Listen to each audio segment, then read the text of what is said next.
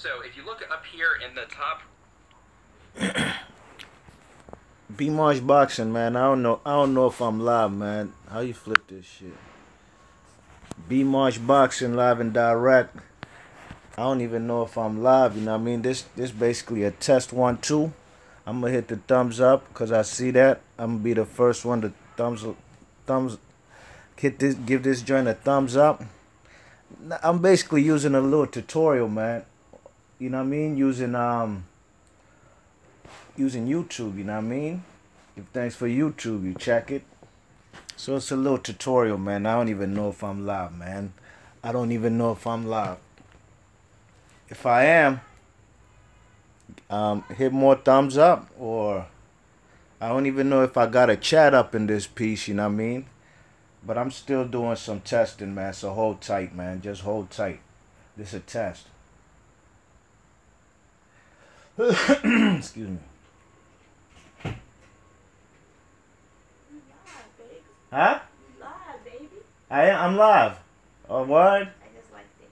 You saw your face for like 2 seconds. True. That's why I had to flip the phone like that, you know what I mean? But I'm testing it. You check it? I'm using my phone. Right? Yeah. But it's all good, man.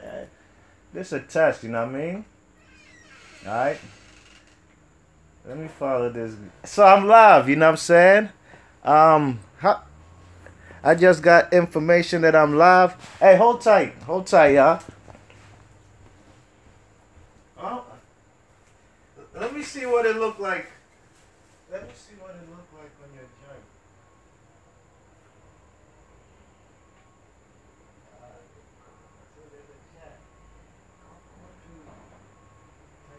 So I can see if it's gonna come up on the jack.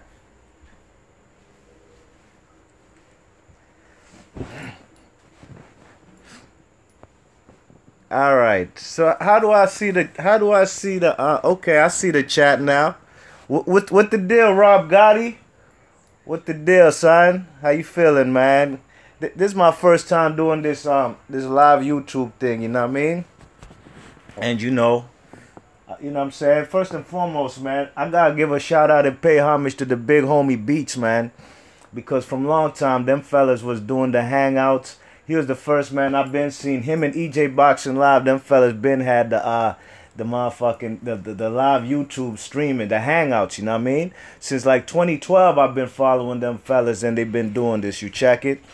So I said, you know what I'm saying, since the man Beats, fellas done tried to derail him. The man got two hangout channels and fellas done tried to derail him, get him flagged or whatever. I see everybody, man, is jumping on the hangouts, and that's what's up, man, doing the live stream thing, you know what I mean? And I'm here to try to do the same thing too. You check it. I tried to do this shit a couple weeks ago, but it ain't come through, you know what I mean? You check it, but I said, let me follow this tutorials from YouTube, because man, I seen even little kids on YouTube got tutorials on how to do this YouTube live shit, you know what I mean? So yeah, man, just live in effect, you know what I'm saying? I wonder how you could put that my little what you call it? My logo. You know what I'm saying? My profile flick, you know what I mean? Pardon me, this is basically a test, you know what I'm saying? But I'm gonna be doing more hangout joints on the real. And I ain't gonna be doing them in the crib, man. I'm gonna give y'all some live videos, man. You know what I'm saying? When I'm up and about, you know what I mean? Show y'all what it look like out here, you know what I'm saying? And just basically trying to do live events, you know what I'm saying? I'm not gonna say I'm gonna do it all day, every day, but whenever I feel like I could go on live, you know what I'm saying? Like I said, I tried to do this before, you know what I mean? I was at a live little kind of, I was in a place where I'm not even gonna say where I was at, but that place right there was something where I could have done a live stream, you heard? And I would have got probably some nice, I'd probably get some nice participation, you know what I'm saying? But we here, man. B Marsh Boxing live in effect. You check it. what we got popping off in the boxing news. Um, I'm not too sure, man. It's been kind of a slow week, you know what I mean? Um, I ain't too sure what's been going on, man, you know. Basically, it's kind of dead this weekend for boxing anyways, you know what I'm saying? But one fight we got coming up actually on Tuesday. Next Tuesday, what's the day? Thursday, right? Next Tuesday, they got the man Shinsuke Yamanaka, you know what I mean? Shinsuke Yamanaka going to be defending his lineal and his WBC bantamweight strap, you know what I'm saying? And he's going to be fighting this kid named Louis Neary, you know what I mean? Now, I wasn't too familiar with Louis Neary till about a month ago. You know what I'm saying? Fellas told me on the Hangout, big ups to Nail to Boxing, go check his channel out. You know, them fellas always hip. He's always hip on them smaller weights, you know what I mean? And who else? Them fellas, Daniel, he be on Pound for Pound Boxing. They told me, man, go check out this kid, Shay Neary. Louis Neary, man. Louis Neary. You know what I mean? And I watched the guy, you know what I mean? I seen probably his last 4 fights. He's been getting his opponents out of there. I did see a fight where he did get dropped, you know what I mean? He did get dropped trying to be ultra aggressive. And that's what I peeped with this guy, you know what I mean? He is mad aggressive, you know what I'm saying? He's definitely an offensive juggernaut, you know? And fellas who usually an offensive juggernaut, like kind of how like Gamboa used to be, you know what I mean? Gamboa, Yuriokis Gamboa, you know, them fellas was a kind of offensive juggernaut. But them fellas would leave himself open. That's the reason why them fellas would hit the canvas often, you know what I mean? You check it, but that's a good fight right there, you know. Shinsuke Yamanaka, he's definitely on my pound for pound list, you know. You know, the man Shinsuke Yamanaka's a man, them fellas defended his title mad times, man. I think this gonna be like his 13th title defense. You check it? That's putting in work. Hence the reason why I have him in the what you call it, in my top 10 pound for pound, you know what I mean? You check it. Louis Neary has a chance. You know, because he's a younger guy, you know. Shinsuke Yamanaka's an older dude in these smaller weights, man. And like I said it before, you know, you don't find too many fellas in their prime in them smaller weights, like fellas in their 30s, mid-30s, man. Time is ticking. It's only a matter of time till somebody clip them. You know what I'm saying? So, you know, that's a good fight right there, fellas. That's a good fight right there, you know. I'm definitely going to be up on it, you know what I mean? Maybe I might live stream the joint. You check it? It's a Tuesday, man. Gonna have to wake up mad early, but I'll do that. It is what it is, man, you know. It's all for the love of the sport, you know what I mean? B-Marsh Boxing. You check it. Don't matter where fellas is from. What part of the world fellas is from. Boxing's a world sport, you heard? And I'll cover fellas from any part of the globe, you know what I mean? You know, I seen also the man Lomachenko, man. This is just some random boxing talk. Lomachenko got what you call it? Them fellas had a dismal viewer rating on ESPN. You check it? And that's what the fuck I was saying, man. You know? Them fellas, Lomachenko, the best attendance and basically reception he's got in boxing is when them fellas what you call it? You know, when them fellas came out here, the MGM National Harbor out there in Oxon Hill, Maryland, you know what I mean? Them fellas sold out the joint, you know what I mean? He sold it out, 3,400 seats, you know what I mean? And that was like the Ukrainian invasion. You check it, the Ukrainian invasion came to the burbs of Maryland, you know what I mean? Right side of Washington, D.C. All right, well, that's well and fine, you know. But, you know, the man Lomachenko still is not a draw, you know what I'm saying? He's still not a draw. And for them fellas to be low-balling fellas or demanding this, that, and the third when it comes to negotiations the same way he's doing fellas like Salido and even Jezreel Corrales, you know, that fight actually at the MGM National Harbor with Lomachenko and Sosa was supposed to be Jezreel Corrales versus Loma for a unification, you know what I'm saying? But, you know, them fellas, Loma be low-balling fellas, you know what I mean? And that's why I don't even have him in my top 10 pound for pound. You know what I'm saying? How? You check it. Show me which wins them fellas got that and say he's a pound for pounder. You know what I'm saying? Nah. You know, them fellas ain't even beat Salido. You know what I mean? He ain't beat Salido. And Salido wasn't even on my top 10 pound for pound. Let's be honest. You know, the man Salido probably got like 12 losses in his career. But Salido's a bad man. Don't ever get that twisted, man. Them fellas a good fighter. You know what I mean? You check it. He's them kind of fellas. Um,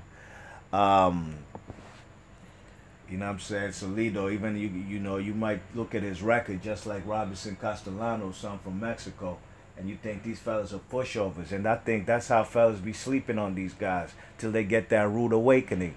I.e. fellas like Jezreel Corrales. I think he was sleeping on Castellano, man. He was sleeping on Castellano, dogs. Castellano put him on the deck twice, you know what I mean? Corrales put him down on the deck, you know, but I ain't gonna lie, man. I was disappointed in Jezreel Corrales' performance. You know, if you told me by the time of that stoppage that that Castellano had the edge, was up on points, I won't be mad at you. You know what I mean? I won't be mad at you, not one bit. You know what I mean? You know, Jezreel Corrales for his American debut, he looked like poop. You know what I mean? You check it, so. You know what I'm saying? We there, man. We there, man. You know what I'm saying? B-Marsh Boxing, man. You know, doing this live stream thing. You know what I mean? You check it. What else we got going on in boxing? You know what I mean? Yeah, so Lomachenko, you know, I didn't even cover that fight not one bit. Word to God, I even fell asleep on that fight. Like, what the fight go? 7 rounds, 8 rounds? I was on the hangout with the fellas, EJ Boxing Live and that. But, I fell asleep. I didn't even get to see the finish, you know what I mean? By the time I woke up, I think ESPN was on Sports Center or something, you know what I mean? Now, you check it, that's exactly why I don't have fellas like Lomachenko in my pound for pound list, you know what I'm saying? How the fuck you pound for pound beating up on a guy coming up in weight from featherweight in Mariaga, who Mariaga just came from a loss anyways to Jason, what's his name? To the Velez kid, you know what I mean? The WBO featherweight holder, you know? So, you know, that's why I wasn't, you know, I can't even give props to them fellas, you know what I mean? But fellas ain't gonna fry Lomachenko like they should, you know? They not. Fellas actually still gonna have him on the pound for pound list, you know what I mean? My criteria for pound is basically, you know, I take from the old Sugar Ray Leonard mantra. Basically, that's where you gotta start when you talking about pound for pound. First thing in your mind, you gotta think of the Sugar Ray. I said Sugar Ray Leonard, Sugar Ray Robinson mantra. You know what I mean? That's when pound for pound got you know, that was like the inception of the pound for pound term. You know what I'm saying? A man like Sugar Ray Robinson was so good, man. Fellas compared their skill set and said, if this man was a heavyweight, would it be able to knock out heavyweights at the time? And sure enough, Sugar Ray Robinson was sweet like that. That's why the man's called Sugar, you know what I mean? Them fellas could fight, you check it? So that's what I incorporate. What the deal, Red Fox? I see you in the chat, man. Wagwan brethren, you know what I mean? You check it. What'd he say? I woke up when this first started, he said, pound for pound equals my favorite fighters I feel are more skilled. I don't know if that's like a joke or if that's how Red Fox really rates pound for pound, but I rate pound for pound like a man's skill set, you know? And can this guy be beat? Has this guy faced all kind of styles? Can he beat all kind of styles? Inside fighters, long range fighters? Could he box from the inside, outside? Is he just a man who has faced all kind of styles? You see, that's why a man like Triple G is not in my top 10 pound for pound, you know what I mean? Is he in my top 10? Maybe top 10. He might crack top 10. Let me take that back. He ain't in my top 5, you know, because, yo, them fellas, we ain't seen his whole arsenal, you know what I mean? Can the man fight against a slick boxer? You know what I'm saying? Yeah, Red Fox, Ray carried his power very well, no doubt, man. Ray Robinson was a man, you know, came from welterweight. I think even the man fought, if I'm not mistaken, I think he even fought at below welterweight before, if I'm not mistaken. But we know him from welterweight and being a welterweight and the middleweight king, you know what I mean? You check it. The man Red Fox asked, has Ward fought a slick boxer? Has Ward fought a slick boxer? I'd have to think about it.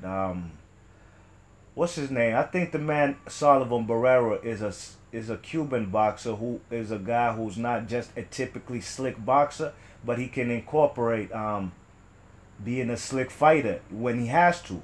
You check it?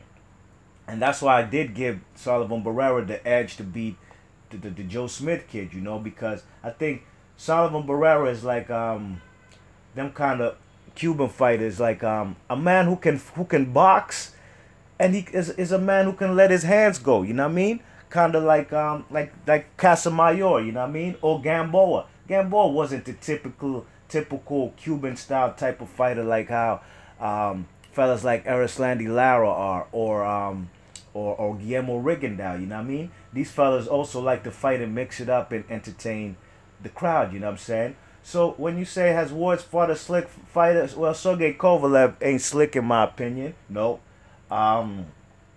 Sergey Kovalev comes in straight lines, you know what I'm saying? He's more of a straight line fighter, you know what I mean? His punches come 1-2s, and he's a good fighter from the outside, but has no inside game whatsoever. That's why I didn't even have Kovalev in my top 5 at the time he fought Ward. But if he did beat Ward, I'd have him in my top 5, no doubt about it, because at the time I did have Andre Ward, and I still do have him at number 1, you know what I mean?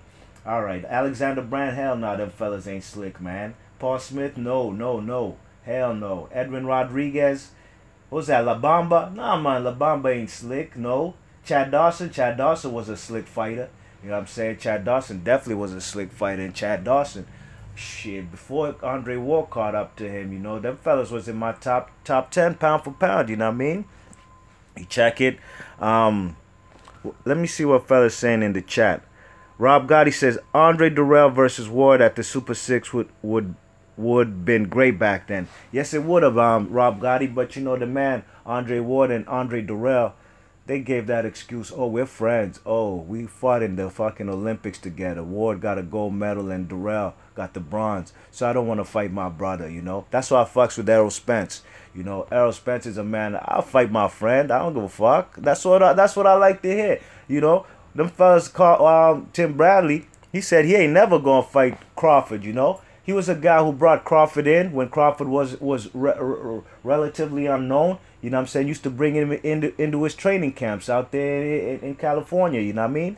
And, you know, he gave the man a shot to train, you know what I'm saying? Spar and shit, but still, that's not no excuse. I'd fight the man. Fuck it. I'll fight my friend for a good payday. Perfect example. Y'all fellas want to see best friends fighting each other? Go back and watch fellas from D.C., Maryland area, man. Big ups to the man Simon Brown. And Simon Brown's a yardie too, Jamaican man. But the man was based out in Maryland and D.C., you know what I mean? Them fellas, what's his name? Damn, man, I just said his name. Simon Brown versus the thin man. What's the man's name, man? Man from Maurice Blocker, you know what I mean? Them fellas fought for a welterweight title, you know what I'm saying? Simon Brown actually beat Maurice Blocker, you know what I mean?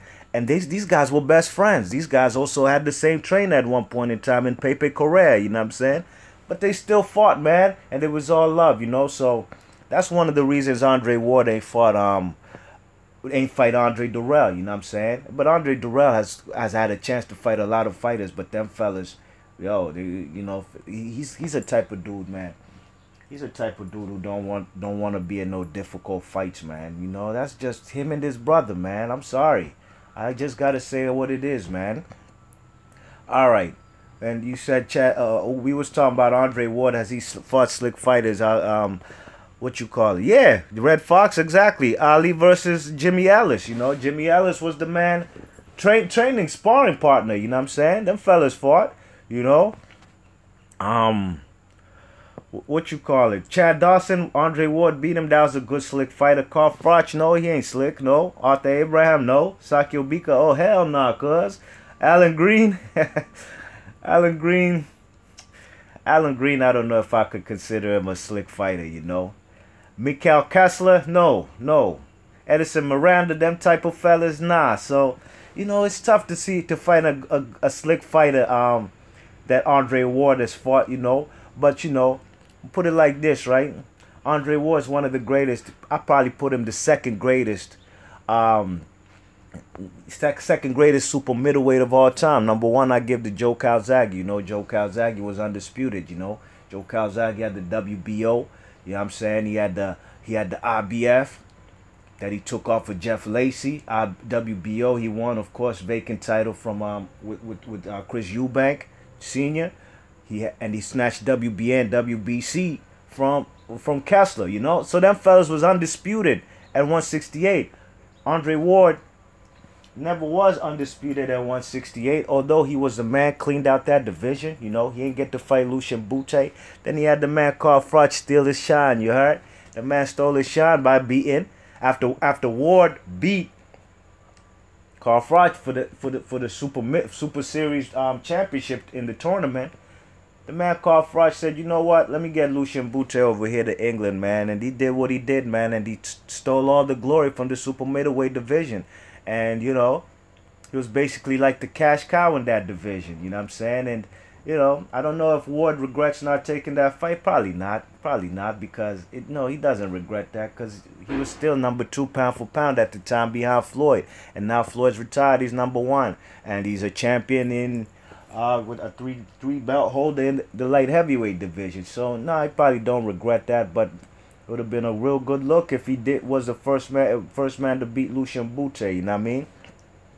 You check it. So you know, so like I said, pound for pound, you know, the man Andre Ward is a good fighter, you know what I'm saying? But like man Red Fox says, has he fought slick fighters? When I come to think about it, you know, looking back at his resume, I don't see any fighters besides maybe Chad Dawson who was a slick fighter. And that was a good victory, albeit the man was kind of drained at 168. That's why the man Andre Ward was dropping this man Chad Dawson all over the ring, left and right, you know what I'm saying? How many times you see, let's be honest, fellas, ladies and gents, boxing heads and fight fans around the world, how many times do we see Andre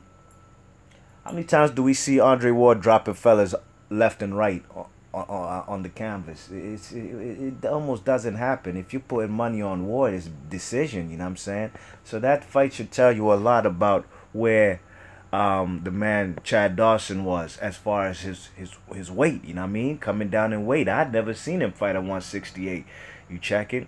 And, you know, Red Fox says, I don't give him much credit for Dawson. Yeah, but, you know, I say it like this. You know, Chad Dawson was feeling good. He beat B-Hop and he challenged Andre Ward. Maybe he wanted that shot. Andre Ward was now becoming a pound-for-pound dude. You know, he was in the pound-for-pound rankings. Chad Dawson probably felt like, yo, I'll come down there and I'll beat this dude, you know what I'm saying? And show everybody, man, this dude ain't pound-for-pound. Chad Dawson should have never said I'll come down and wait. You know, so, you know, what's his name? Andre Ward wasn't asking for him.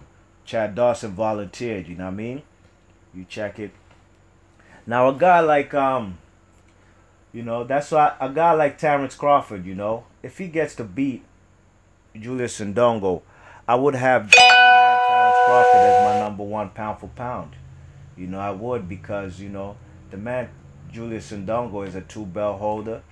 Got 2 straps just like the man Crawford, you know what I'm saying? And Crawford, in my opinion, you know, Crawford is a guy, I see more dimensions in his game. Besides the inside game that Andre Ward is very good at. Excuse me. Besides the inside game Andre Ward is excellent at, I think the man Terrence Bud Crawford's skill set is on another level as far as the type of fighters he's fighting, and also his skill set. You know, Terrence Crawford has showed me he can box and he can brawl, you know what I'm saying?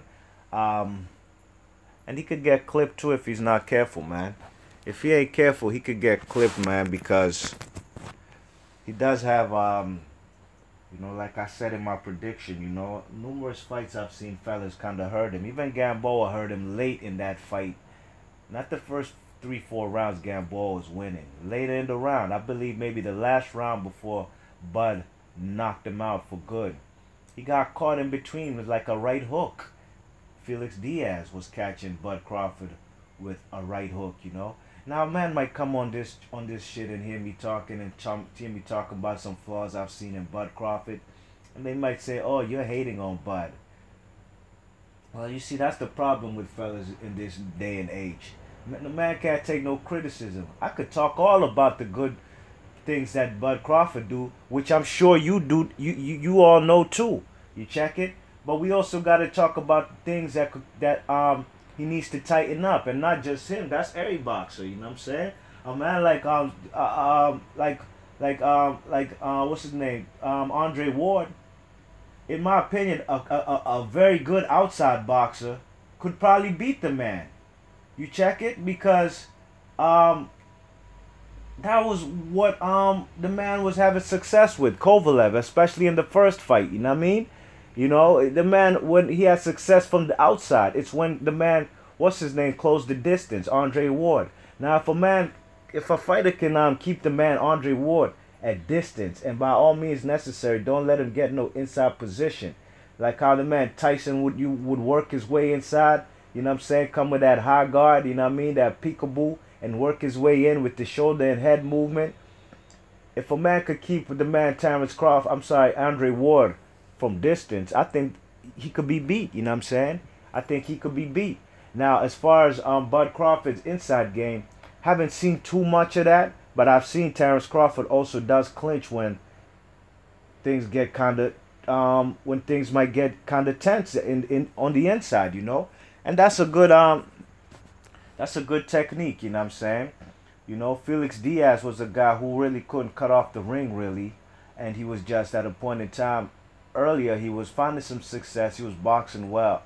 Then I just guess the way it looked, the man was just more of a come forward fighter and taking punches just to land one, taking a few punches just to land one, and you can't win like that. No doubt, Red Fox, every fighter has flaws, no doubt about it, you know what I mean? No doubt about it. Every fighter has flaws, you know, so those are the things man has to highlight to, you know, to see if this guy could overcome this, because if we can, as fans, sitting from the outside looking in, can see guys' flaws, then I'm sure the opponent who's studying film and getting ready and preparing to fight these fighters, they know that too. The question is, can they do anything about it? You know what I'm saying? And if they can't do nothing about it, that means they themselves have flaws and they need to tighten up, i.e. Kovalev's inside game, which is non-existent, you know? That's why the man got folded up, doubling up every time, you know? Victor Postar was a good, slick fighter, in my opinion, a good boxer, you know what I mean? You know, I really do rate Victor Postar, and I did before he lost to Bud, and I can't really say if I do right now, because the man ain't fought since fucking, it's been over a year now, you know what I mean, since he fought. But when he fought Bud, he was totally out of his element, you know? Bud became the superior boxer. He showed he's a better boxer. And Victor Postar became the pressure, aggressive fighter, you know what I'm saying? And the man couldn't cut off the ring neither, because these type of fellas are not accustomed to being the ones cutting off the ring and being the pressure guy coming forward. And that's why Victor Postar got dropped twice, I believe, in round 5, you know what I mean? And he even lost a point, you know what I'm saying, for hitting behind the head. So he was all the way fucked, man. Them fellas, Postar just was out of his element, and I had that fight a clean wash. Henry Hank Lundy, them fellas, man, his mouth got him in the way, and he just couldn't fuck with Bud, man. Bud didn't come there to fight, to box. He came to whoop his ass. Same way he did with Thierry Jean, you know. Bud ain't come in there to box. He came there to whoop ass. Same way with Thomas Delorme, you know. What's his name? Ray Beltran, you know. The man he got washed too, but at least the man went the distance. You know what I mean? You check it. Let me see what's in the chat, man. What fellas talking about in the chat? Red Fox says every fighter has flaws, like when Lil Gamboa's 130 really rocked Bud at 135. Made me wonder how he'd handle punchers like Thurman and Spence. Yeah, that's a concern right there, as far as, like I said, man, fellas like Felix Diaz, he caught that man Bud a few times, and I'm talking about to the point where Bud, and I fucks with Bud hard body, man. Like I said, if you coming on this and you hear me talking about Bud is my dude, you know what I mean? You know what I'm saying? But I can only point out what I see, like how them fellas getting clipped with them right hooks from the southpaw, like Felix Diaz, the man, even Gamboa, you know, and the man eyes is wide open. You know what I'm saying? Like, whoa, like, what was that? Kind of like, remember how Curtis Stevenson got put on the floor by Triple G? Man's face, eyes was wide open like that, you know what I'm saying? So, you know, that's a cause of concern right there. But, you know, the fight with Bud Crawford and Ndongo, man, to me, I said that's the best fight in boxing to me this year. It is. It's for undisputed. I do rate the man, Julius Ndongo, you know, because Julius Ndongo is a guy who's doing what a lot of boxers ain't doing right now, as far as back to back shots at trying to get world titles. You know what I mean? This guy's not moping around, waiting around for nobody, and he just wants to make the best fights happen. And big ups to him and Terrence Bud Crawford, man, because these guys are going for undisputed. Yesterday, I was there on the chat and the hangout of our boxing librarian. Big ups to him. Great channel, man. Go subscribe to his channel, you know. Them fellas was talking about undisputed, you know what I mean? And he said the undisputed is not the end all and be all. And where he was coming from is basically like when a man gets to be undisputed and they don't do nothing, they don't defend that title really. Like, you know, basically like what example? Like an example, like let's say like Jermaine Taylor, right? He beat B-Hop for them titles, right?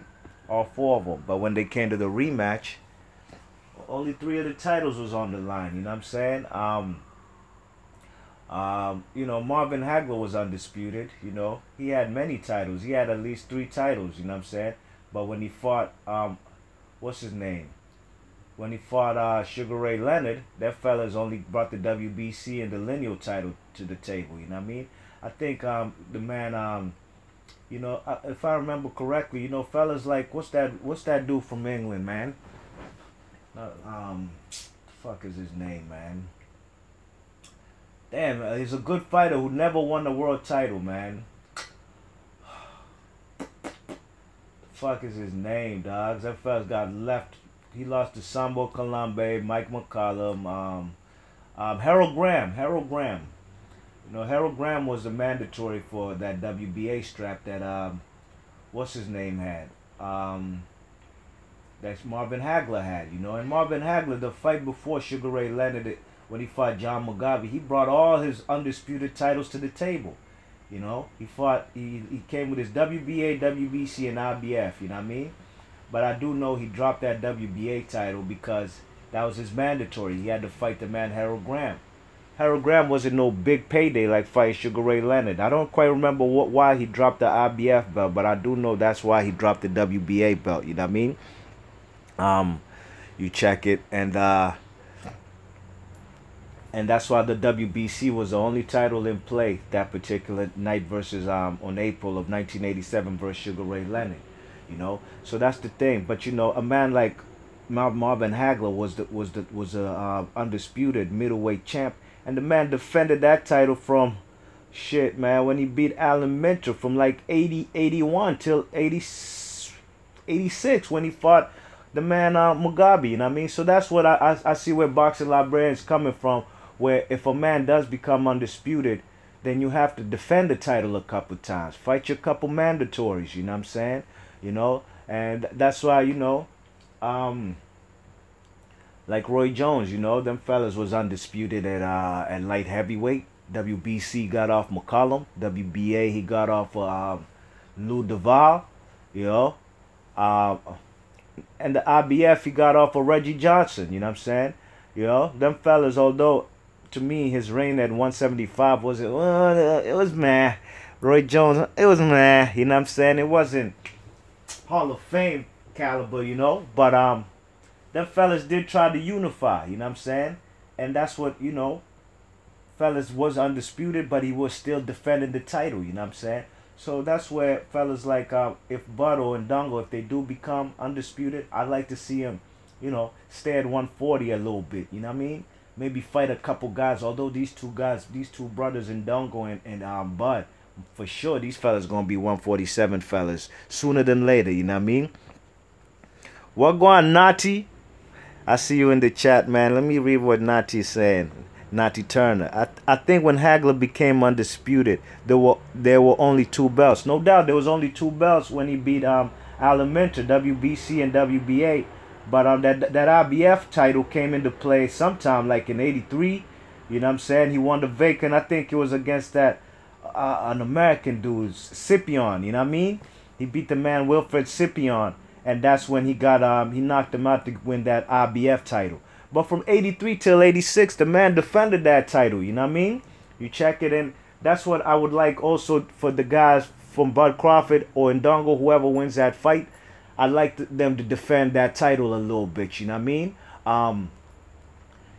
Fight your mandatories. Fight at least fight 2 or 3 fights at undisputed as an undisputed fighter, and then you could move out to 147. You know what I mean? You check it. So man like Andre Ward, he got 3 titles. You know what I mean? But Andre Ward is in position like Nate Diaz was. I said Nate Diaz, my man, Galaxy Warrior, Nate. What's his name, man? You know him, man. Them fellas was on 78's channel not too long ago. The Galaxy Warrior, man. You know his last name. I can't even remember it right now. You check it. Them fellas, Nate. Man, how could I forget, When I talk about a lot of boxers, sometimes their name slips from my mind. But Nate, the Galaxy Warrior, you know what I'm talking. Nate Campbell, there you go, Nati. I was going to say Nate Clements, or, it was a C name coming in my mind. That fella's had 3 titles too, man. He took off for Juan Baby Bull Diaz, you know what I mean? It was the same way like how Andre Ward has right now. He had the WBA, IBF, and the WBO. But the WBC was held by Manny Pacquiao at the time, you know what I'm saying? And that was a fight I wanted to see for undisputed. When Manny Pacquiao beat the man, what's the guy's name, man? The Diaz guy. And he beat the shit out of that dude, man. Manny Pacquiao put hands on that Diaz kid, And that Diaz kid, man, he beat fellas like Morales. Said he was a weak title holder, but that fellas beat Morales, and them fellas was a champion. Can't take that away from him, you know what I mean? But the Galaxy Warrior, them fellas ain't even defend them titles, if I can remember correctly, man. Them fellas came in overweight, you know what I'm saying? And that's not what I want to see from a fighter who gets all these titles, you know what I'm saying? I think them fellas fought, who'd he fight? He fought Ali Funica, because he ain't defend them titles, you know what I'm saying? He ain't defend all them straps he beat off of Juan Baby Bull Diaz. You know what I'm saying? Them fellas, Nati Turner says Casamayor had the WBC. He got it from Corrales. Oh, okay. I thought it was Manny Pacquiao at the time had the WBC. Might have been, man. Maybe my timeline is wrong, you know what I'm saying? But that was a fight I did want to see, Nate Campbell versus Manny Pacquiao, because Pacquiao had a belt, you know what I'm saying? At what was it, at 135, you know what I mean? But that fight never happened, you know what I'm saying? The man, what's his name, ain't Nate Campbell, and he ain't make weight for his next fight, you know what I mean? He lost all them belts, man. So, a man like Andre Ward, man, I'd like to see him fight Adonis Stevenson. Hopefully these two brothers can come together and make this fight happen, Oh, that's right, Natty Turner. It was for a vacant strap, man. He fought the man, David Diaz. That's right. You know what I'm saying? You check it. Them fellas, Andre Ward versus Manny Pacquiao. I said Manny Pacquiao. Andre Ward versus Stevenson has to happen, because to me, Andre Ward is in the same situation like Nate Campbell. You know what I'm saying? He ain't got no he ain't got the WBC or the lineal title. You know what I'm saying? You got them 3 other belts, which is all well and fine. But you'd have to fight Andre Ward. I'm sorry, Adonis Stevenson to become undisputed, man. That's what the fans apparently now. That's what fans want. It's funny how I made a video 3 weeks ago. I could almost say I got some backlash. Like, basically, fellas, damn, you asking me like, what do I want to see this fight for? Adonis Stevenson hasn't done anything, you know. Matter of fact, fellas telling me, them fellas, Adonis Stevenson need to go back and fight. He need to go and fight Kovalev, man. What world do we live in where Kovalev, man, lost two title opportunities in a row, gets to fight another title shot? Nah, man, them fellas got to go to the back of the queue, baby boy. You know what I'm saying? It's now time for Adonis Stevenson versus Andre Ward. Make this fight happen for undisputed, you know. What you call it? The man, Hey, Nachi, I think that fight, if I remember David Diaz, when I think about it, though, David Diaz, though, was a champion. It wasn't for a vacant title, if I'm not mistaken. You check it. Them fellas fought, he was a champion because he beat Eric Morales. I think he won an interim title first, WBC interim title. You check it. But when he fought Manny Pacquiao, he was already a champion. He was retaining his belt. Then he lost the title. So yeah, you know, them times, and what you call it? Yeah, David Diaz was definitely a world champ. You know what I mean? Because that's where I remember him from fighting, you know, Eric Morales. You know what I'm saying? But that's neither here nor there. The point is, Andre Ward got 3 straps, but he don't got the lineal nor the WBC. You know what I'm saying? Let me read the chat, what fellas say. Manny fought there. Okay.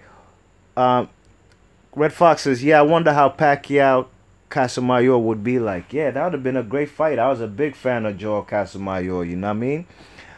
Ali was Nate's mandatory. The other sanctioning body stripped him for fighting Ali. Yeah, that's probably what happened, you know what I'm saying? But I do know them fellas also ain't make weight. He kind of came in overweight too.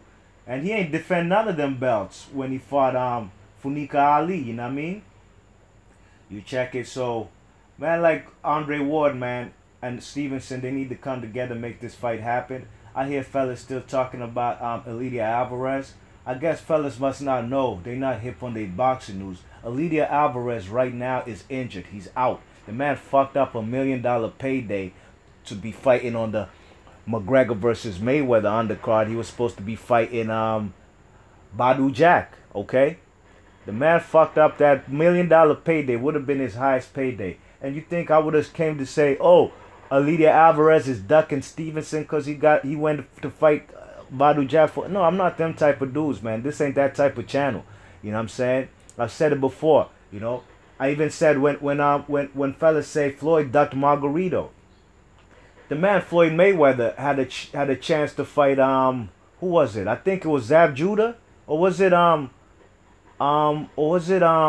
think it was Zab Judah, or was it De La Hoya? I think it was De La Hoya, yeah. And them fellas was about to get a massive payday. What them fellas supposed to say? No, I'm gonna fight Margarito, when he could fight the king of boxing as far as the pound for pound king at the time in De La Hoya. You check it. So no, you check it. No. Them fellas, Floyd went for his big payday and he had been chasing De La Hoya. So I'm not gonna say Elidia Alvarez was ducking Stevenson to go fight Badu Jack for a big ass payday of $1 million. Them fellas probably ain't made $1 million his whole career in his total combined purses for his whole career. So go ahead and do that. But the man fucked up that money by getting injured in camp, you know what I'm saying? But fellas still making videos talking about, oh, Adonis Stevenson ain't trying to fight Elidia Alvarez. Man, get the fuck up out of here, dogs. The man is injured. Who you want the man to fight? You think the man, you want to see a fight like Jamel Charlo versus Sebastian Haaland, right? You know, the man, the Argentine kid who had one leg. You know what I'm saying? Or when Sam Solomon fought Jermaine Taylor for a belt. You know? That's the type of fight you want? Nah, I want to see fellas healthy, you know what I'm saying? So nah, them fellas, Elidia, as of right now, Andre Ward has no opponent. Although it looks like the Tony Bellew fight is more than likely. It's more than likely than an Adonis Stevenson fight, you know what I mean? You check it. But what you call it? The man, as of right now, these fellas got no no opponents. And like I said, I made a video a few weeks ago, 3 weeks ago, talking about I want to see this fight. This fight needs to happen, man. This is for undisputed. This is the best fight in boxing to me. This fight involves the #1 pound for pound fighter on the planet, and he could be involved in a fight where he could become undisputed. You check it. I mean, those incentives sound beautiful to me. You know what I'm saying? You know, that's like almost a no-brainer. You know what I mean? But fellas came for me, man. Came and said, nah. I would like to see the fight, but Stevenson, that fella started coming up telling me what Stevenson hadn't done, who he hadn't fought, and talking about he ducked Kovalev, man. It's funny how fellas want to be, and I compared it to, what you call it? I was watching this guy, Dr. Umar, right? Dr. Umar Johnson, them fellas was on Roland Martin. Is that his name? That dude on channel FX, well, not FX, what the fuck is that channel? Is it a kind of BT Offspring channel? What is it called? TV1 or something? All right. Dr. Umar came in there. He was talking, but you know they had a panel, right? They had a panel on that show, and all these. It was Roland Martin as the host, and he had 3 other guys on the panel, a lady and 2 other guys. And one of them fellas was a big fucking coon. Them fellas was a Republican, Donald Trump supporter, whatever, right? And these guys were trying to really go at Dr. Umar's neck, you know what I mean? They was trying to say, oh, where you get your degree from? Oh, they was basically opposing all anything that he says, you know what I'm saying? And it came to the point where these fans, not fans, but that panel on that Dr. Umar show was kind of defending white supremacy and defending white, Republicans and just, all these things where, defending basically the white supremacists and not really giving minorities or African Americans the rights they deserve as far as equality and stuff, only just to oppose Dr. Umar. If Umar says, oh, TV portrays a lot of white supremacy aspects of television, and also maybe even in commercials on TV they also show like LGTB stuff, this is just an example, and the panel was opposing him, saying like, no, oh no they don't, no they don't, no they don't, when they know damn well that they do. Okay, that's basically how I equate the Sergey Kovalev versus Stevenson situation. It's funny how fellas want to call Kovalev a racist. Oh, he this, that, I hate this motherfucker. Oh, he a racist. But when it comes to Adonis Stevenson, y'all motherfuckers y'all fellas defending Kovalev, knowing damn well Kovalev ducked out of a purse bid twice. A purse bid that Kathy Duva and them went to the WBC and initiated. They forced that Kovalev. You check it. Wagwan, boxing fan, what the deal, man? How you feeling, man? Thanks for coming to the chat. Thanks for listening, B. So fellas talking about they was defending Kovalev all of a sudden. When it came to Andre Ward, the man is the scum of the earth, right? He's a fucking racist. Oh, this, that, and the third. You check it?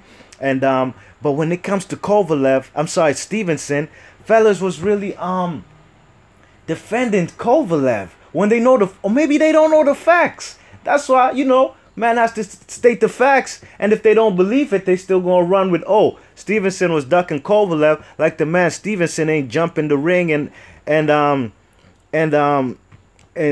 confront the man Kovalev, and Kovalev ran to his mom. You know what I'm saying? Fellas, they forget about these type of things. You know what I'm saying? You check it. That's how I equate this scenario. How fellas was basically telling me what Adonis Stevenson hasn't done and what he needs to do and who he needs to fight, and defending Kovalev for Andre Ward. You check it. But that's basically how I equate it to that television show I seen when Dr. Umar Johnson came on and was trying to be they was trying to ambush him with that panel that Roland Martin had. And the man, Dr. Umar, man, he killed him, man. He killed him with intelligence. And I think he even called that one dude a coon, you know what I mean? And Roland Martin had to get in between and say, nope, we're not going to be doing that. No name calling here.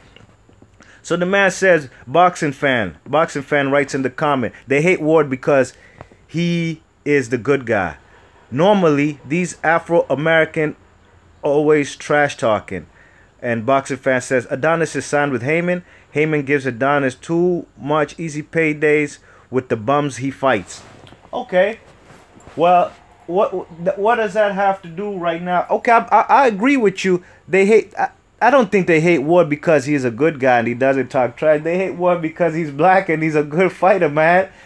That's just how it goes. You know what I'm saying? And a fighter, a good black fighter is gonna get hate. You know, Guillermo Rigondeaux gets the same hate.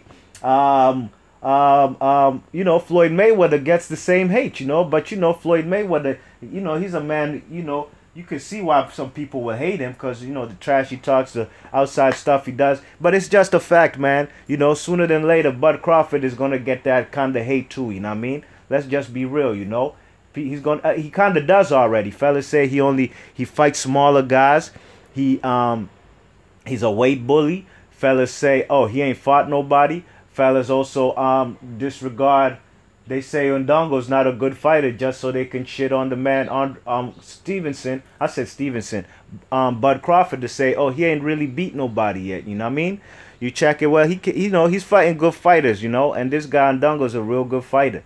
You know what I'm saying? So, you know, but Terrence Crawford, let Terrence Crawford go to PBC, you know. Because I know there's some fellas, you know, who kind of support the man. But sort of. Bud Crawford only because he's on HBO, you know, like Son out there in Taiwan. You know what I'm saying? You know, the fellas, if he talks about any black fighter, and I don't listen to his channel. I might see him in a chat, you know what I'm saying? You check it and, you know, he gonna give Bud Crawford props, you know what I'm saying? Let Bud Crawford go to the other side of the street to PBC and is down with Al Heyman. That shit's gonna go out the window, you know?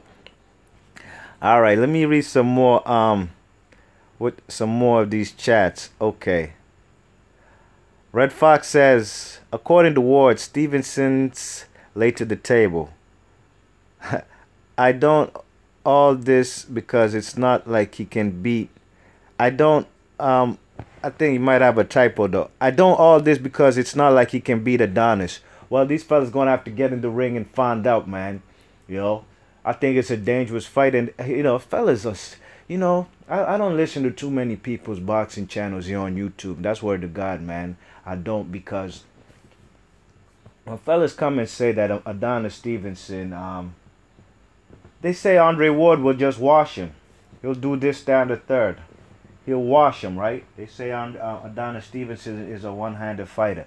Well, if he's a fucking one-handed fighter, why doesn't Andre Ward get in the ring with him? You ain't never hear me come on this YouTube shit say, man, Adonis Stevenson will knock Andre Ward the fuck out. You know what I mean? As of right now, I'd favor Andre Ward to win that fight.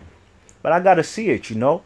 You know, fellas love to give fellas props for fights they ain't never even took. You know what I'm saying? You gotta fight a fight to fight, you know what I'm saying? So we can know the outcome, you know? You know, I never made a breakdown or anything of this fight, but you know, Andre Ward, it's a dangerous fight for Andre Ward, and I don't care what nobody says. And don't just come and tell me, oh, Adonis Stevenson only has a shot of landing a lucky punch. Adonis Stevenson is a great fighter at range, you know, uses his distance well. Look at what he did to fellas like Tony Bellew. The way he beat Tony Bellew, yo, that shit looked like he was Dal Sim from Street Fighter, man. The man looked like he was Dal Sim for Street Fighter. Dropping that long left hand like, whop, whop. You checking? Pop, pop, setting it up with the right hand, kind of basically pawing. Pop, pop, just touch you a bit. Pop, pop, then that long left hand comes in there. You know what I'm saying? Andre Ward, his keys to success in that fight, of course, is to close the distance and get on the inside. I seen Thomas Williams get on the inside. Top dog Thomas Williams from Maryland. You know what I mean? I seen him close the distance, and the only success he had in that fight was when he closed the distance, and he did land a couple shots, I think at the end of round 3, and he did a kind of stupid shimmy dance because he landed a punch or two on Adonis Stevenson on the inside. Some mean kind of right hands, you know, and that's where Andre Ward could have success, you know. And Andre Ward is strong as an ox, you know what I mean? We're going to have to see if the man Adonis Stevenson is strong as an ox too. You check it, because if Andre Ward gets on the inside, then he'll definitely have the edge, you know. But Adonis Stevenson, man, I just think, look, Adonis Stevenson barely loses rounds. You know what I mean? He does. Barely loses rounds. You check it. Most competitive fights he's been in ever since he's been a champ, I probably say from 4 the first fight. You know what I'm saying? And that about it. You know what I mean? You check it, but I think it's a dangerous fight, and Virgil Hunter and Andre Ward and them know that. And for anybody who makes channels saying B March Boxing never said that I said that motherfucking Ward is scared. Y'all fellas, man, is putting words in my mouth, and that's propaganda. And I never do that to nobody. I'm not gonna say a channel said such and such when they didn't, man. That's just wrong, man. You know this. You know, little things like that show a man's moral fiber, integrity, and stuff like that. You know, if you can lie about small, minute details like that, well, goddamn, man. When shit hit the fan, man, you gonna tell a big bold-faced lie. You heard? You know, it's like a little kid who will lie about something real minute. You know what I mean? You check it, real something small that they won't even really get in trouble for. Or a man who goes to snitch, who goes to tell, a little kid who tells on tattletales on every little thing. If the little kid sees something real serious, man, he's gonna be the first one, or the little kid, or even a grown man, he gonna be the first one yapping his mouth. You know what I mean? You check it, so. That's just what it is, man. I never said Ward is scared. I said Andre.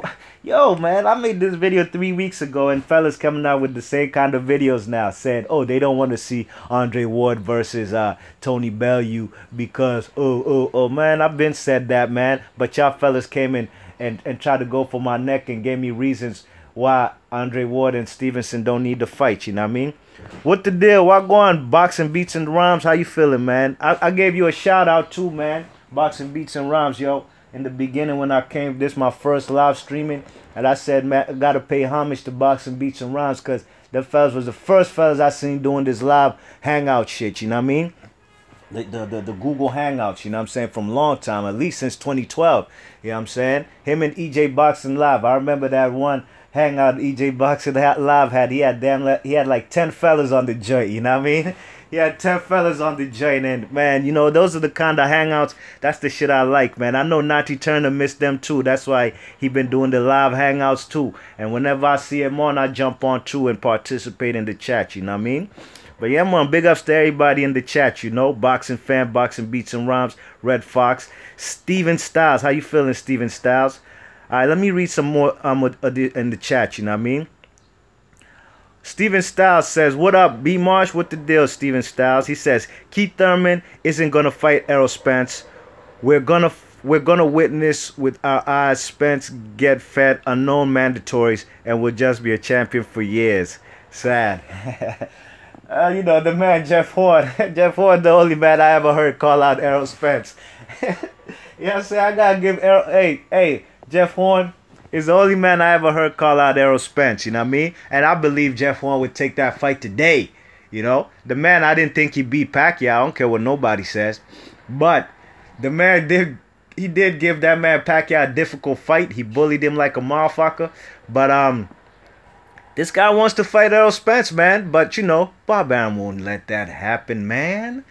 You know, before Barbarian lets that happen, we're going to see a Manny Pacquiao-Jeff Horn rematch. And if not, if Bud gets through with this unification and so do happen to unify, then he'll be first in line for that WBO 147 title versus Jeff Horn. You know what I'm saying? Red Fox says Thurman might fight him. We'll have to see. Last I checked, ain't Keith on injury? Yeah, Keith Thurman's injured, and he married a young lady from Nepal. Them fellas was all there in the Himalaya mountains, man. You know what I'm saying? He was with his flute. The man was dressed like a Hindu. And, you know, the man is in love, you know what I'm saying? You check it. Now we'll have to see what it looked like with One Time when he come back to the ring. And one thing I'm not a fan of lately about One Time's only been fighting once a year, you know? And to me, you know, it's almost like when One Time fights, I gotta go back and look at his fights again, because I almost kind of forgot how the man fights. He only fights once a year. You check it? Mr. Natty Turner, he says, the Blackberg Sugar, he says, Adonis was early to the table. He has been trying to fight Ward since he won the linealship. You know, that's truth and rights. Nati Turner. But I believe there's a lot of boxing fans who have channels here on YouTube who don't know that, because I believe these fellas came on boxing. They started watching boxing late, so they not even hip or privy to them that kind of information. That's a fact. Stevenson has offered Ward a dual contract to fight at 168 in Oakland and do a rematch at 175 in Canada, Montreal or Quebec. But nothing came of it, you know what I mean?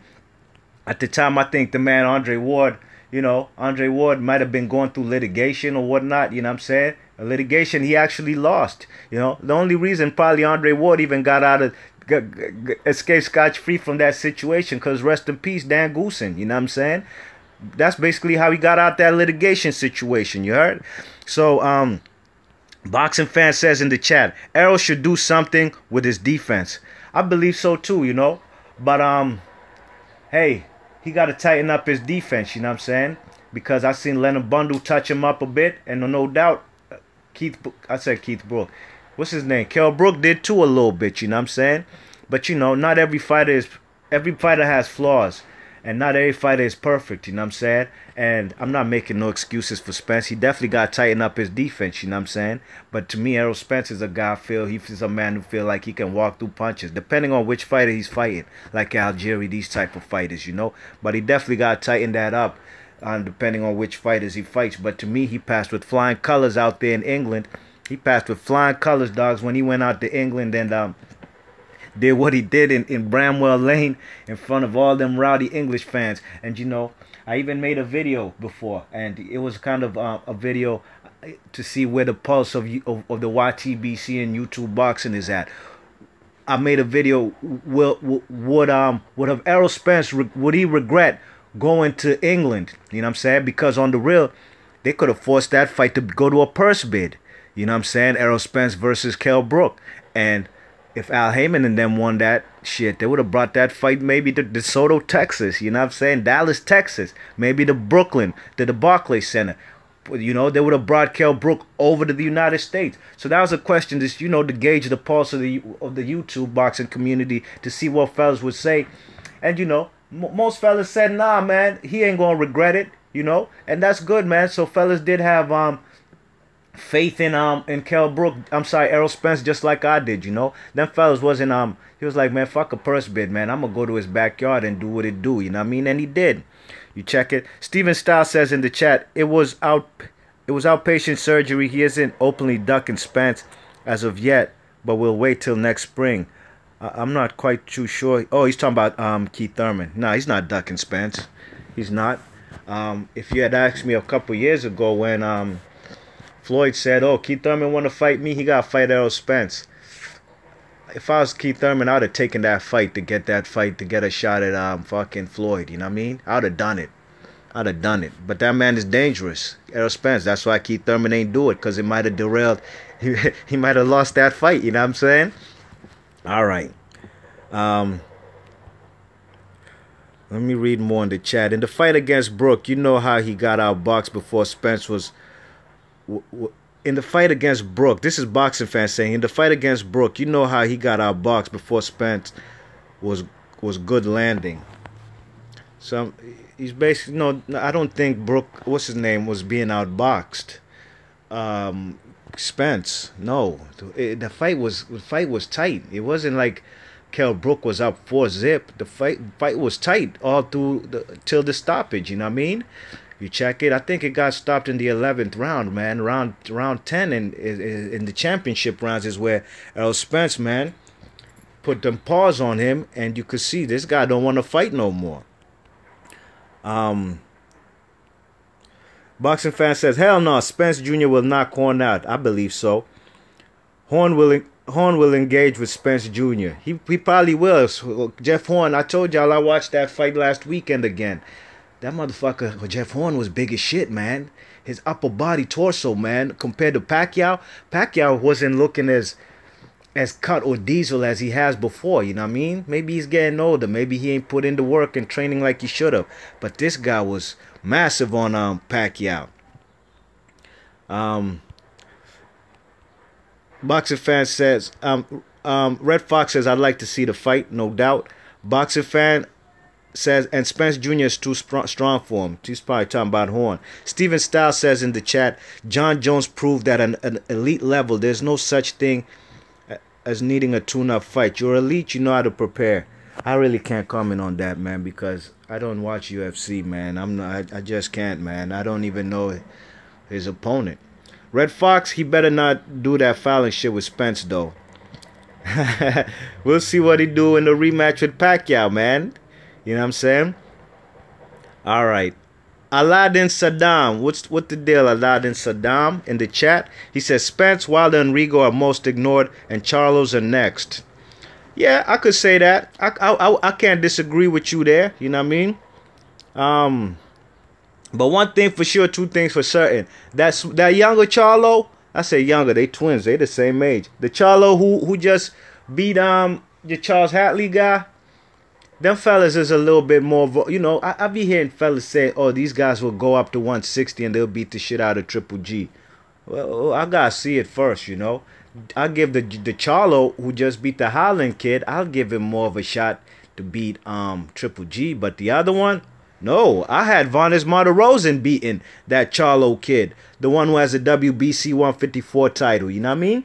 Even Gabe Rosado gave him a good ass fight. You know what I mean? Then these guys I'm talking about, Gabe Rosado and Martirosyan ain't Triple G. Even Julian Jackson's son was giving that man work, man, till his fucking chin just broke on him as usual. All right. Red Fox says, but then again, Pac will win the rematch. Could win the rematch. I believe so. If Pac wins the rematch, WBO title is gone, says Boxing Fan. Boxing Fan, you will see Pac using it for easy paydays. That's one thing I don't want Pacquiao to do. And I even said it, you know. I don't even want Pacquiao to fight that man in a rematch. Go fight for the mother world titles, man. Go get you a WBC, IBF, or WBA, man. You check it. There's other world titles to fight for other than that WBO shit, you know what I mean? And that's what I want from Pacquiao. Keith, Red Fox says Keith gonna get conned one day. Bad decision. Why would you say that? Get conned is because of the inactivity? What the deal, Mr. Doc? I see you in the chat. How you feeling, man? What's happening? Steven Styles says Jeff Horn is the only fight that makes sense. Thurman should say he's only interested in Undisputed, not Danny or Porter. He beat them already. Well, the Sean Porter, we must see a rematch. I don't care what nobody says. I had that fight a draw. And when they said unanimous decision and gave all 115, 113 to Keith Thurman, I thought, hey, even not one judge even had it in favor of Sean Porter, man. That was a good ass fight. And I'd like to see a rematch. I really would, you know what I'm saying? So, and Thurman has 2 belts. He need to fight a guy managed by Al Heyman in Errol Spence. He has to, man. He has to get that IBS strap. He has to. So Undisputed, yeah, he wants to. Okay, Steven Styles, Thurman should say he's only interested in Undisputed. Well, he can do something about that. Go get yourself that IBF strap on your side of the street, and then worry about that WBO strap if you do happen to beat Errol Spence. That's how we can get you to Undisputed. Because if you ain't participating in no unification fights, Mr. One-Time Keith Thurman, then we're not going to see no Undisputed fight. Red Fox says, I'd like to see Thurman rematch those guys. Me too. I'd like to see a rematch with Porter and maybe Danny Garcia too, you know what I mean? Mr. Doc says, Spence keeps his head on the line a bit too much, but the rest of his defense is solid, in my opinion. I agree with that too, Mr. Doc. You know, the head movement isn't it isn't Mike Tyson-esque, or you know what I'm saying, or even when Manny Pacquiao was in his prime, you know, that head movement to try, you know, get on the inside and throw that left hand, you know what I mean? But you know what I'm saying, them fellas, Errol Spence, his offense, he's definitely an offensive minded fighter, kind of like the kid Louis Neary. You know, that kid who's going to be fighting Shinsuke Yamanaka for the WBA, WBC, and lineal title, you know what I mean? And a lot of people are high on this Neary kid, you know what I mean? You know, he's beating up guys I've seen he's supposed to beat. But Shinsuke Yamanaka is a bad man. But Shinsuke Yamanaka is also getting older. He's 34, like I said. And in them lower weights, fellas ain't in their prime no more in their 30s, you know what I'm saying? You know, so Louis Neary could be the first guy to do what it do, you know what I'm saying? He could knock him off, but we shall see. The Boxing Junkie. What up, Boxing Junkie from the Baltimore 410? What the deal, man? Steven Stiles says his probably talking about I don't know. Let me see. His defense is similar to Mike Tyson. He has a great chin, absorbs the punch, but stays in great position to deliver. I'm not quite too sure who Steven Stiles is talking about. Maybe he's talking about Porter. Maybe Spence. Boxing fan says, B. Marsh, you know purse bid is always fucked up for the challenger. Well, to me, a purse bid will depend on who bids the highest. You know what I'm saying? Would it have been Eddie Hearn for Matchroom? Would it have been Al Heyman and them for the PBC side?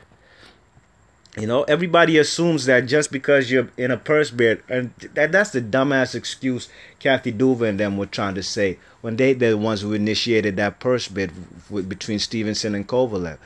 They said, "Oh, that the reason we pulled out is because we don't want to fight. We have a contract to fight on HBO, and you know." Adonis Stevens, and they said, "Oh, if Al Heyman and them win that fight, then we can't leave HBO. We gonna have to come to Showtime PBC." Well, Yvonne Michelle and Al Heyman and them said, "Oh, if Kovalev and them win and Duvin won the purse bid, we have no problem crossing the street, coming to HBO." Now, who the fuck is ducking there, man? You see. You boxing fans are some of the most difficult people to deal with, man. And I said it before because, you know, boxing ain't like a team sport. Like, you know, I'm a Boston Celtics fan since the 80s, you know what I mean? Since I lived in the Bean before I moved down to D.C. Now, fellas like, you know, you support teams. It's more of a team. There's many players on the team. Boxing is individual, like tennis, you know what I'm saying? So fellas be showing a lot of admiration and love for a certain particular fighters that they get their judgment clouded, you know what I'm saying? That right there should just tell you. When Kathy Duvin said, "Oh, if Al Heyman and them win the purse bid, we're going to have to go to HBO. We're going to have to cross the street and go to that side." Well, Al Heyman and Yvonne Michelle, the managers and promoters of Stevenson, said they have no problem crossing the street if they win the purse bid. Now, you tell me who's ducking or who's making it difficult, man. But you guys who want to shit on Stevenson just to big up a white supremacist like Kovalev, you guys are some nut-ass dudes, man. All right. Blood clot. Let me see, man. Let me still read more of the chat, man.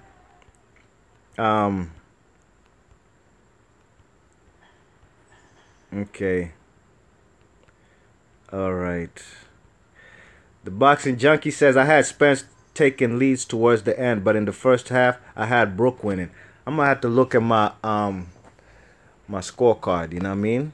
I don't know if I could do that right now because my scorecard's on my phone, and that's how I'm doing this live streaming. And I'm not trying to fuck it up and stuff. So I'm gonna probably tell y'all how I had it on my next video.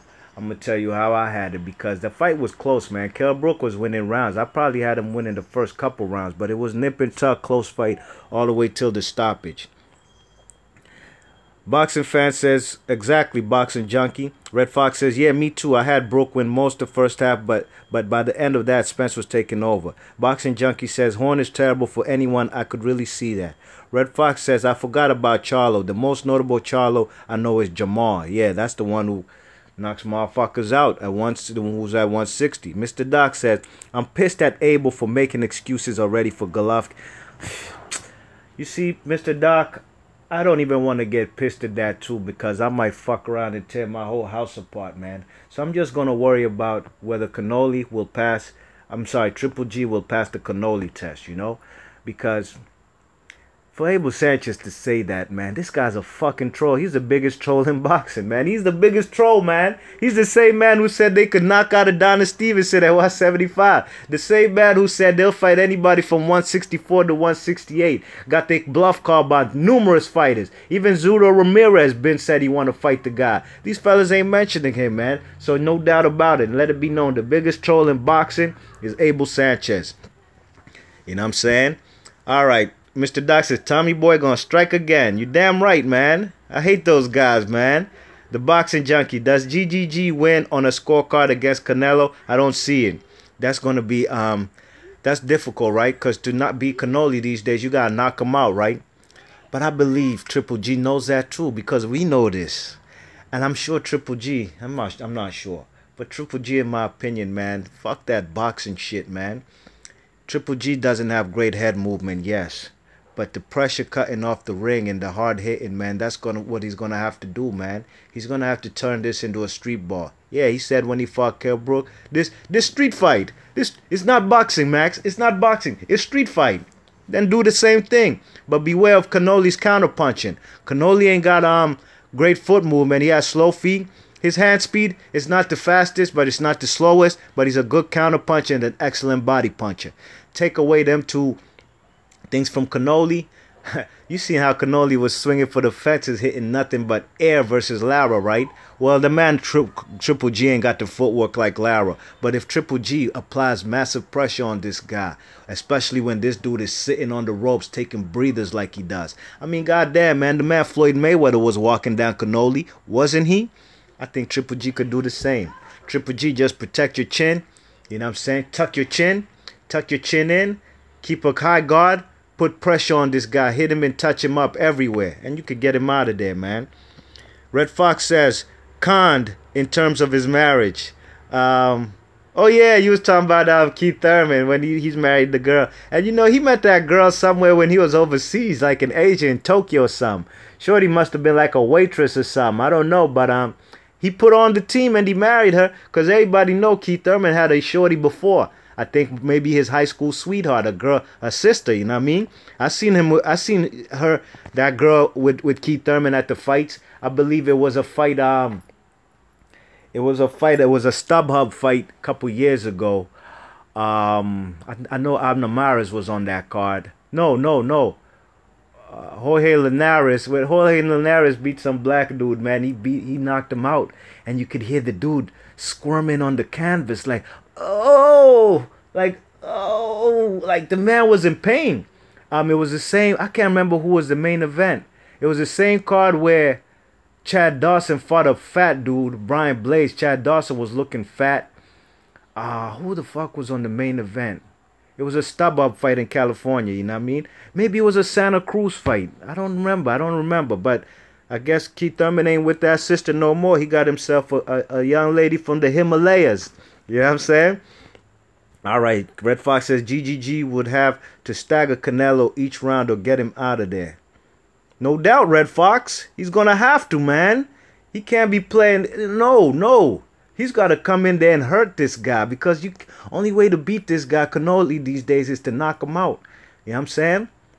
You know, fellas like Austin Trout, man, that was a close-ass fight. I gave Canoli the edge. If it wasn't for that knockdown where the man did the stanky leg, I would have had a draw, you know. I had Lara beating Canoli, you know. Okay, Red Fox says no close rounds. PNC King, what the deal, PNC King? Representing Chi-Town, what's happening, man? I like your videos you've been doing, man. The man said, hey, man, I'm from Chicago, man, north, south, south side. Cubs, White Sox. You're going to have to pick a side. I fucks with that. I like how you said that, man. You're going to have to pick a side. Basically, I think that video was about Deontay Wilder and AJ, you know what I mean? Hey, man, going to have to pick a side. You already know, man. If I'm going to pick a side, I'm going to roll with the Bronze Bomber. I'm here in the United States. I got love for AJ, too. But I got love for Wilder, too, you know what I'm saying? And I'm going to root for the American dude. Just like I rooted for Tyson to beat Lewis. I rooted for Holyfield. I rooted for Ray Mercer, you know. Only fight I could recall really rooting for the man, Tyson, what's his name? Lennox Lewis, hard body. Hey, when Rahman beat him, I was going for Rahman. What he did to him in South Africa was epic. But, you know, I rooted for Lewis against Klitschko. I rooted for him against that nut puncher. What's his name? The Polish dude, man.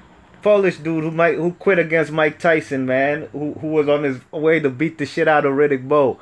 Galata, you know what I'm saying? I rooted for Lennox Lewis in them fights. I rooted for Lennox Lewis against David Tua, you know, but I wasn't really a Lewis fan. But when his career ended, man, yo, that fella's Lennox Lewis is that dude, man.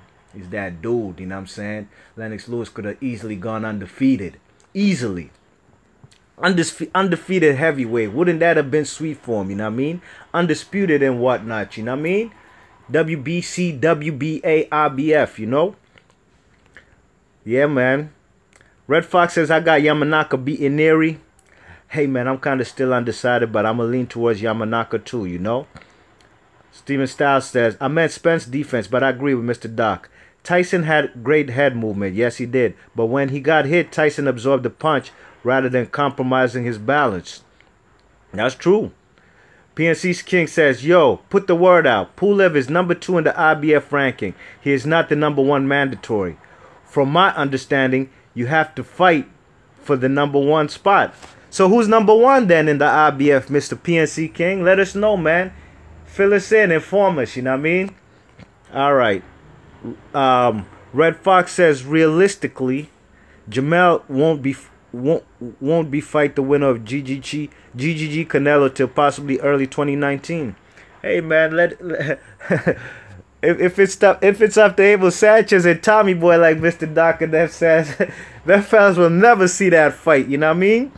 You check it, but I agree, man. You know they're already making excuses. God damn, these guys really piss me off.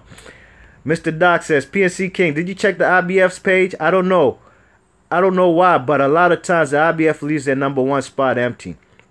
Boxing Fan says, Crawford is magnificent, but my Namibian brother Julius Munielele Indongo, a.k.a. the Blue Machine from Windhoek, gonna bring a huge upset. Hey, man, it's possible. It's possible, man. It's possible, but the odds are against him, man. The fight is in Lincoln, Nebraska, the home state of Bud Crawford. And, you know, I said in my prediction, man, I give Bud the edge slightly, you know. I got him winning a fight 7-5, you know what I mean? Split decision, maybe UD, depending on how the judges call it. It might be a draw, too. But if it's a draw, you already know who's going to get that decision. In order for the man, the Blue Machine, to get that W out there in Omaha, Nebraska, he got to knock Bud out. And I don't know if that's possible. I don't know. I don't see him doing it. If anybody gets knocked out in this fight, big props to the man who does the knocking out. You know what I mean? PNC King says, I'm sorry, Red Fox is at PNC King. I think Jeff Horn might have done. I think the Jeff Horn fight was done with Horn being number 2. Might have been. I'm not sure. Red Fox says, and the IBF has had its times with vacant number spots before, I believe. Mr. Doc says, I know Canoli's a good counterpuncher, but I just can't see him getting away from taking those breaks on the ropes versus Golovkin. He's not James Toney. Hell no, he ain't James Toney. James Toney's a man who can stand right in front of you or be on the ropes, and you can't even hit the man. The man's shoulder rolling, and he's just in the pocket with that tight Philly shell and counterpunching you and telling you, yeah, come on, bring it, pop up. Red Fox says, and GGG's jab. Yeah, GGG got a good jab, no doubt about it. Mr. Doc, I know, right? It's a chick from India Thurman married. Yes, indeed, a chick from the Himalayas. You know, them fellas' wedding was out there in the Himalayas, man. Mount Everest and shit. Mr. Doc, Red Fox GGG. Mr. Doc says, Red Fox GGG's jab gets slept on by some people. Man, he got one of the best jabs in boxing. No doubt about it. I don't sleep on it. That's one of his best attributes. Mr. Doc says, and not the fastest, but it's one of the most educated jabs in my opinion. I agree, Mr. Doc. Red Fox says, yep, and it's a strong jab. Okay. Mr. Doc says, Lennox did Grant with that save as Shavers did Ellis. That was vicious what he did to that guy, man. Grant. That's actually who he fought after Holyfield, and he dropped that WBA strap because he ain't fight John Ruiz. You know what I'm saying? He ain't fight John Ruiz, and that's how John Ruiz got to fight for them vacant WBA titles versus Holyfield, you know? But yeah, that's why Lennox Lewis took that fight versus Michael Grant, because Michael Grant was the up-and-coming American dude who was supposed to be a bad man, you know what I'm saying? But Lennox Lewis showed us, no, this guy was easy work, you know what I mean? You check it.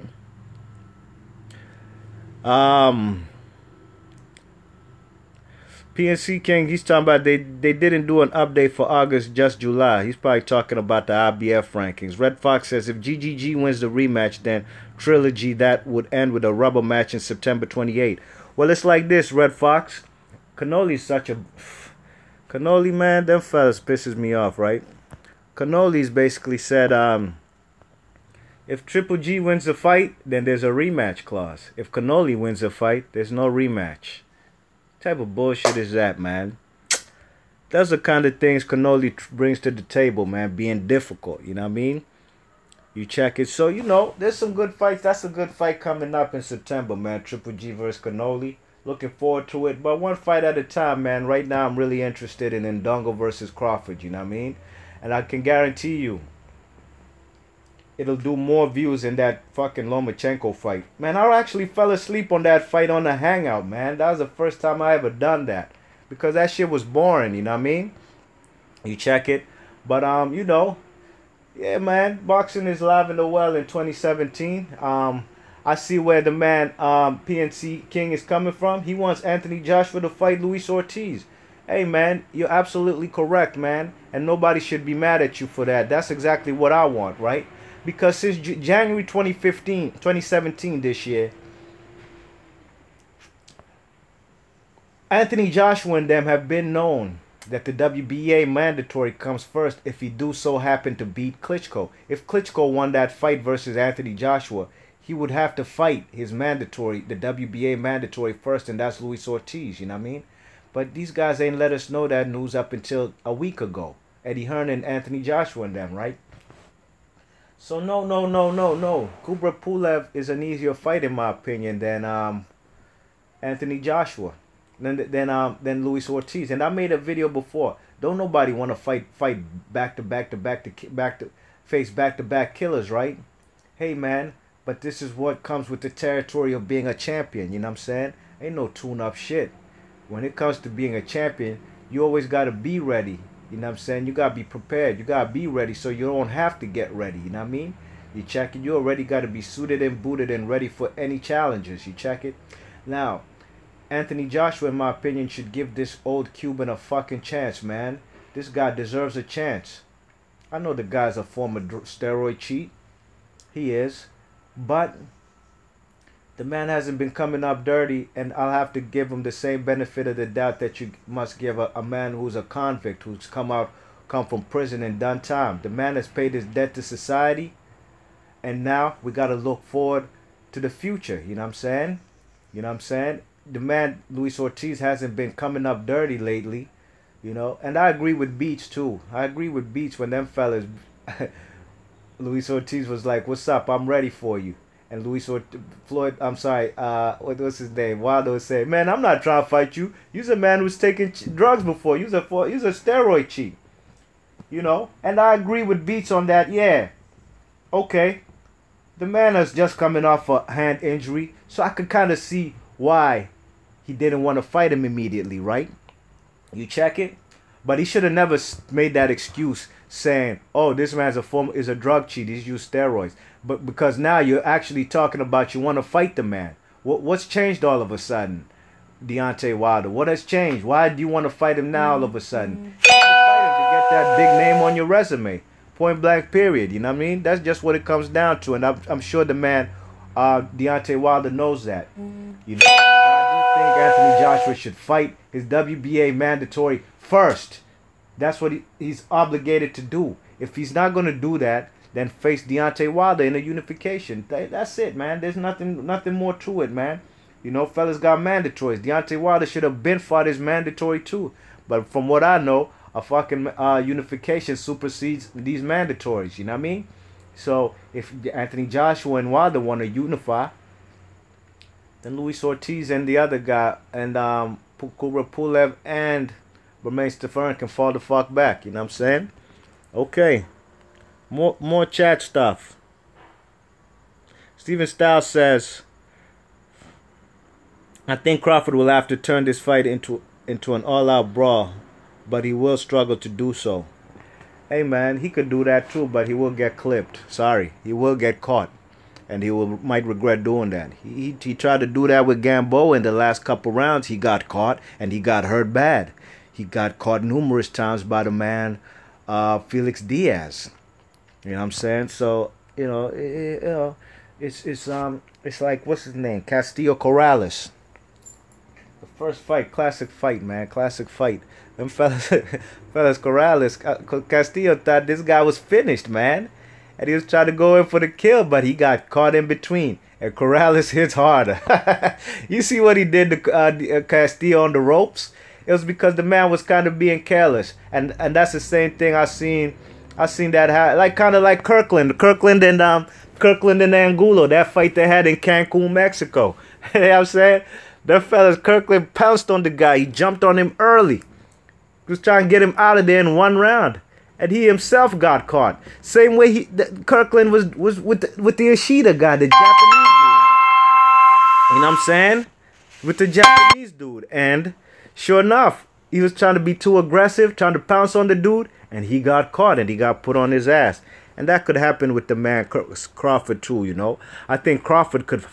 He likes to brawl too, right? That's why I gave him the edge versus Ndongo. But he's gonna have to be smart with how he does that. You know what I mean? He's gonna have to pick and choose when he hurts the guy, and when he wants to fight and when he wants to brawl and box. You know what I mean? All right, let me read some more quotes in the chat.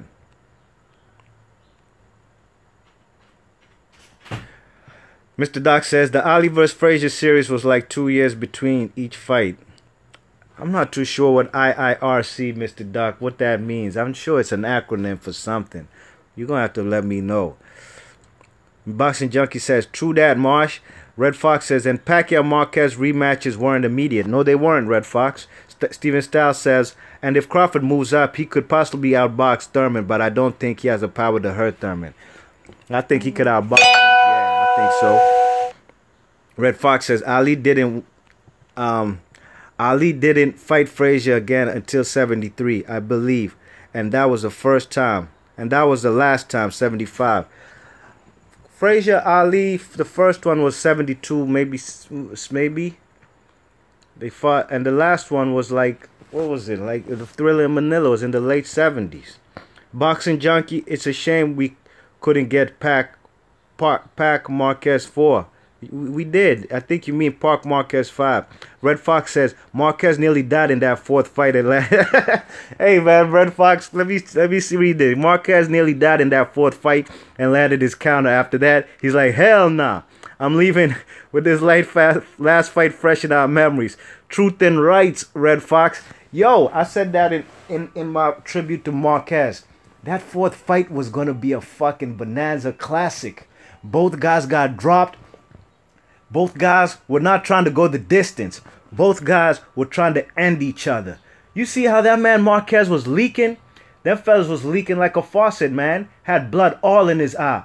Pacquiao was trying to get rid of him, dogs. Pacquiao's trying to get rid of him. And he did that little stutter step in that 6th round in the corner. That little stutter step. Marquez has fought the man 4 times. He timed that counter perfectly. And he ended the fucking saga. Man, he ended the series, man. He ended the chapter. He closed the book on that fight. Man, you could offer Marquez $100 million. The man ain't going to take that, man. He ended that Pacquiao session. Hey, fellas say Marquez was on steroids in that fight. Do I believe so? I think so. That's the biggest I've ever seen Marquez, man. You know? But I'm not going to take away his victory because, you know, fellas have said Pacquiao been on steroids. I can't prove from neither guy, you know what I mean? But that fourth fight with Pacquiao was exciting, man. And I said it before. That was my first social media fight. Like, the first time I ever had social media is like Twitter and shit. And I seen the reaction. That was my first time tweeting for a live fight, you know what I mean? And wow, that shit was crazy, you know what I mean? Steven Stiles says, truth is, Crawford doesn't really like those type of ugly exchanges. And Ndongo is 11-1 underdog. I think it's worth a gamble. What do you think? $100 wins you 1,100. Yeah, that's how it goes. But I'm not gonna put no $100 on the Ndongo dogs. I mean, I ain't gonna do that. Last time I put $100 on a fighter was Cotto versus Cannoli. Now you guys, we all know the outcome of that fight. I had Cannoli winning at 7-5. I'm not gonna be biased because I lost money. But that's the last time I lost a C-note in a fight, and I was vexed. You know what I'm saying? Okay. Oh, Mr. Doc has has let me know what IIRC means. If I recall correctly, give thanks, Mr. Doc. Now I know. I'm gonna start using that too. You heard? Red Fox says yes. Yep. Both guys went in with the intention to close the show. Red Fox says, I was like, damn, Pac looks like he's gonna stop Marquez for real this time. Yeah, that's how I saw it too, man. You know, Marquez put him on his ass. Pacquiao was sitting on the seat of his pants. Hey, man, but Pacquiao just started coming strong, man. And I only had Marquez winning. It went 6 rounds, right? I had him only winning maybe the round he dropped Pacquiao in, you know? So that fight, man, Marquez he closed a chapter on that fight, you know, and it'll be forever a classic. You know what I'm saying? So, you know, hey, man, I think I got this, you know, I'm doing this live stream from my jack from my phone, so you know what I mean? And that's how I really wanted to do it, you know what I mean? So when I'm up and about on the go, you know what I'm saying, I could do live streams, you know what I mean? Rather than just y'all looking at a blank screen right now, you know what I'm saying? You check it. But I appreciate everybody who came in the chat, you know what I'm saying?